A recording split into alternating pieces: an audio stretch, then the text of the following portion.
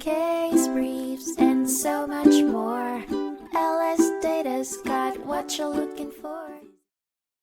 In a 1950 case heard by the Supreme Court, Graver Tank and MFG, Company v. Linde Air Products Company, the focus was on the idea that creating a product or process similar to a patented one that achieves the same result is still considered patent infringement. Linde Air Products Company sued Lincoln and two Graver companies, accusing them of violating a patent on an electric welding process and fluxes.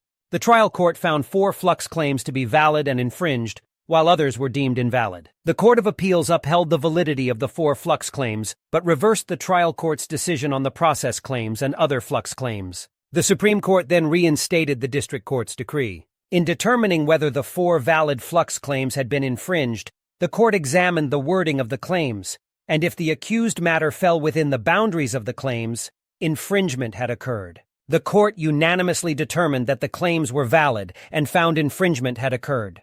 The court applied the doctrine of equivalence, stating that the accused composition performed substantially the same function in the same way, achieving the same result as the original patent. As a result of this ruling, the claim for alkaline earth metals was expanded to include manganese. Case briefs, and so much more. LSData's got what you're looking for. Visit lsd.law, elevate your mind. Leave the stress of class.